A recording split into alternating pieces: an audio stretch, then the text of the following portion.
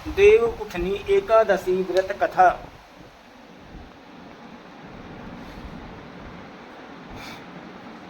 कहानी है देव उठनी एकादशी व्रत कथा।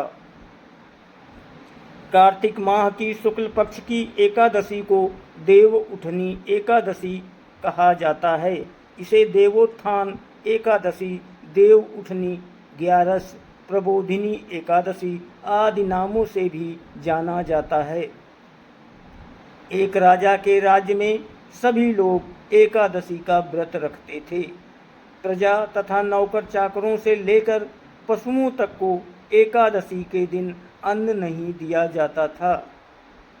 एक दिन किसी दूसरे राज्य का एक व्यक्ति राजा के पास आकर बोला, महाराज कृपा करके मुझे नौकरी पर रख लें।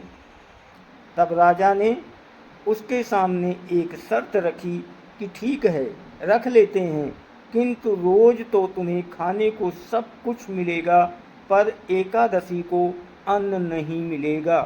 उस व्यक्ति ने उस समय हाँ कर ली, पर एकादशी के दिन जब उसे फलाहार का सामान दिया गया तो वो राजा के सामने जाकर गिड़गिड़ाने लगा, महाराज इससे मेरा पेट नहीं भरेगा, मैं भूखा ही मर जाऊंगा, मुझे अन्न दे दो। राजा ने उसे शर्त की बात याद दिलाई, पर वो अन्न छोड़ने को राजी नहीं हुआ। तब राजा ने उसे आटा, दाल, चावल आदि दिए। वो नित्य की तरह नदी पर पहुंचा और स्नान कर भोजन पकाने लगा। जब भोजन बन गया तो वो भगवान को बुलाने लगा, आओ भगवान, भोजन तैयार है। 15 दिन बाद अगली एकादशी को वो राजा से कहने लगा कि महाराज मुझे दुगना सामान दो। उस दिन तो मैं भूखा ही रह गया। राजा ने कारण पूछा तो उसने बताया कि हमारे साथ भगवान भी खाते हैं, इसीलिए हम दोनों के लिए ये सामान पूरा नहीं होता।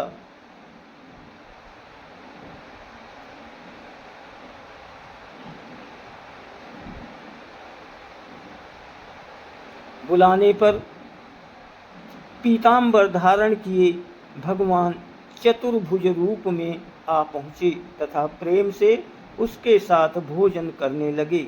भोजन आदि करके भगवान अंतर्ध्यान हो गए तथा वो अपने काम पर चला गया।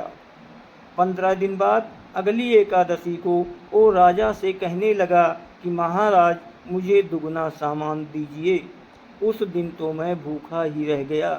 राजा ने कारण पूछा तो उसने बताया, हमारे साथ भगवान भी खाते हैं, इसीलिए हम दोनों के लिए ये सामान पूरा नहीं होता। ये सुनकर राजा को बड़ा आश्चर्य हुआ। वो बोला, मैं नहीं मान सकता कि भगवान तुम्हारे साथ खाते हैं। मैं तो इतना व्रत रखता हूँ, पूजा करता हूँ, पर भगवान ने मुझे कभी दर्शन नहीं दिए।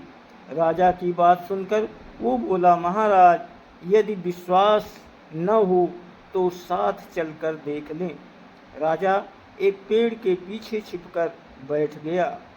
उस व्यक्ति ने भोजन बनाया तथा भगवान को शाम तक पुकारता रहा, परंतु भगवान न आए।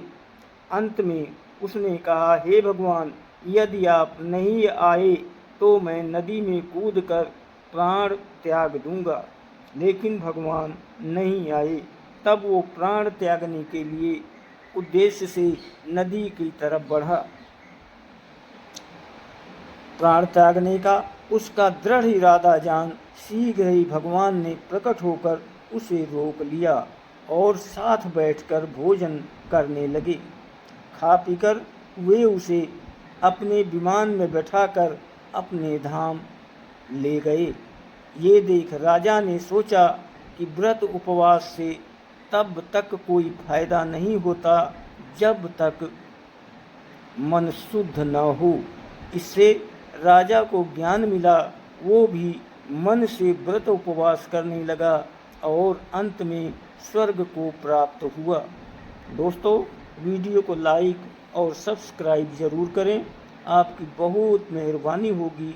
आप सभी को बहुत बहुत धन्यवाद और कोटि कोटि प्रणाम।